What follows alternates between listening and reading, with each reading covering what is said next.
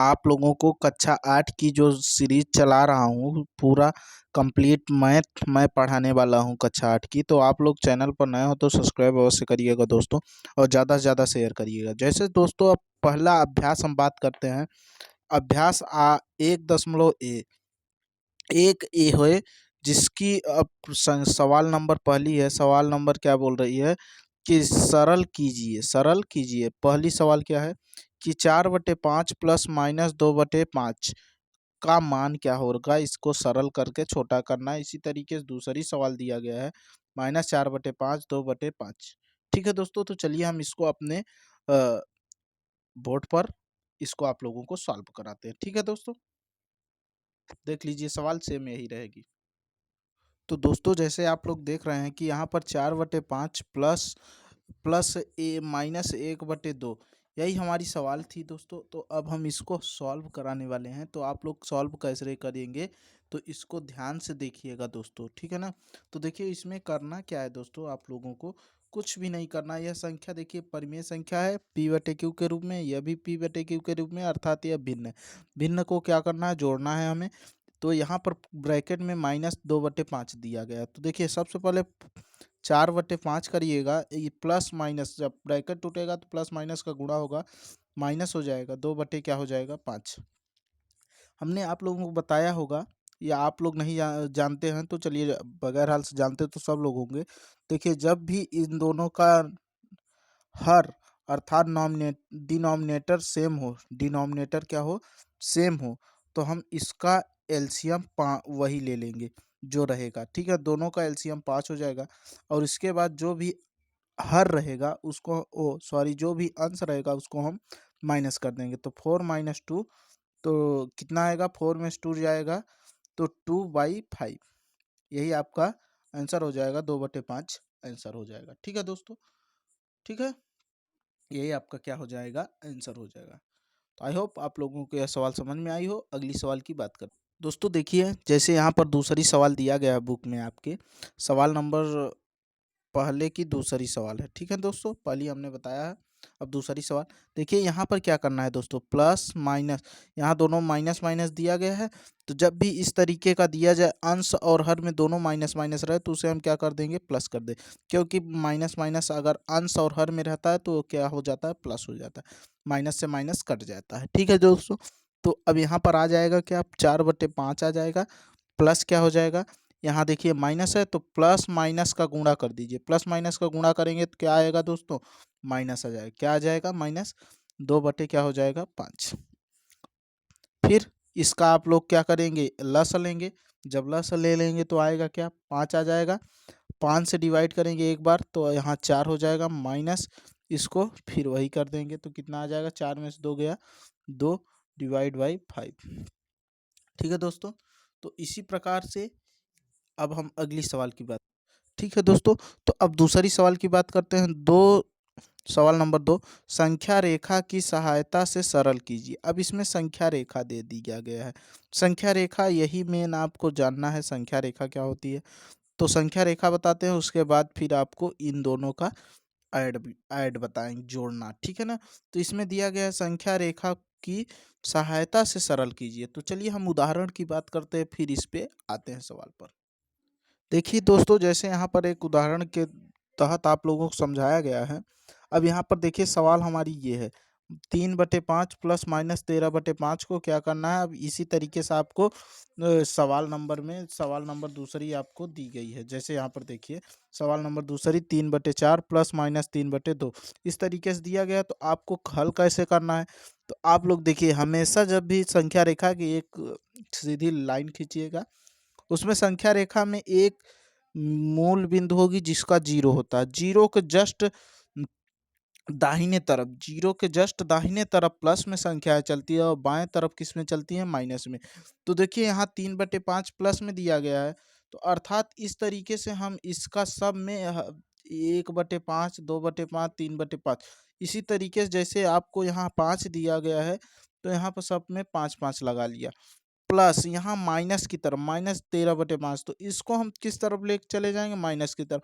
अर्थात यह बाएं की तरफ जाएगा, तो -13/5 आगे कहीं होगा। तो इसमें नहीं दर्शाया गया है, यहाँ पर दर्शा दिया गया है कि आगे कहीं 10 से आगे, देखिए यहाँ पर 10 से आगे दे दिया गया है, ठीक है ना, कि 13/5 कहीं होगा, ठीक है ना। तो अब देखिए इसमें करना क्या है, तो अब आपको बस यहाँ संख्या रेखा पर 0 से 3 विस्थापन और फिर वहाँ ऋणात्मक दिशा में 13 विस्थापन है, ठीक ना। तो देखिए ऋणात्मक में 13 बोला गया है और धनात्मक में कितना बोला गया है, 3। देखिए यहाँ पर धनात्मक में 3 दिया था, ऋणात्मक -13 दिया था। उसी तरीके से आपको उस सवाल को करनी है। और क्या किया गया है, संख्या रेखा पर 0 से धनात्मक दिशा में 10 विस्थापन होता है और ऋणात्मक की तरफ में कितना विस्थापन होता है, ठीक है ना, 10 विस्थापन किया जाता है, ठीक है ना। और धनात्मक में आप चाहे जितना कर सकते हो, उसमें कोई दिक्कत नहीं है, तो ठीक है ना। तो दोस्तों अब यहाँ पर आपको देखिए यहाँ से आपको हल किया है तो -2 दिखा रहा है, ठीक है ना।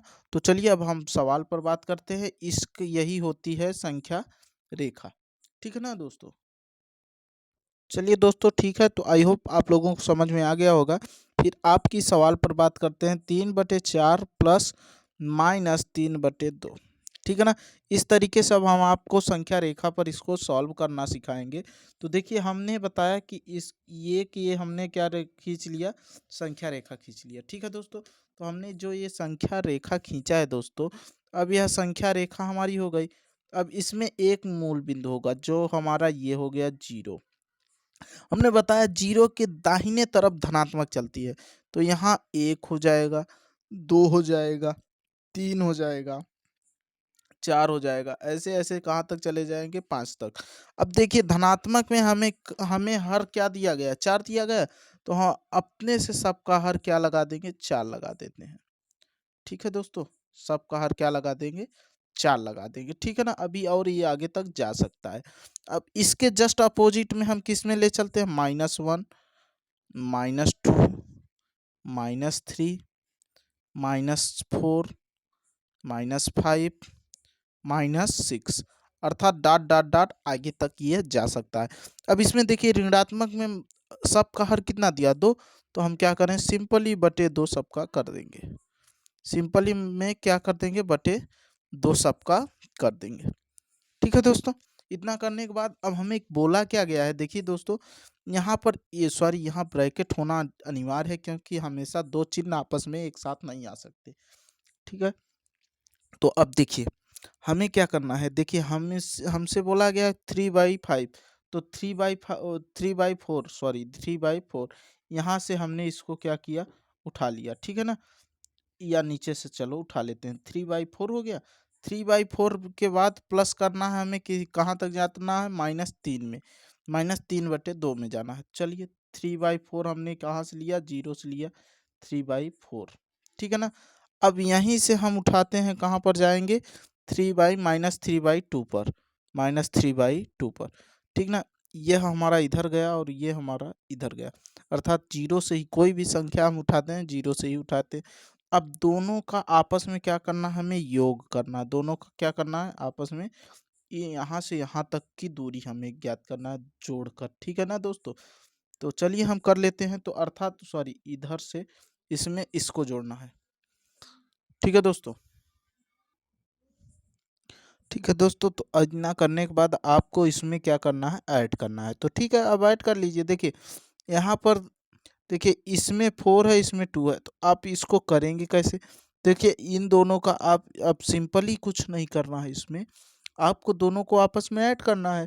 तो देखिए दोनों को ऐसे कर लीजिए, तो 3/4 प्लस -2/3, ओ सॉरी 3/2, इतना हो जाएगा। तो अब इसको ऐड कर लीजिए। तो ऐड करने में सिंपली आपको सेम उसी तरीके से करना है, या तो फिर आप इसे छोटा भी कर सकते हैं, ठीक है ना।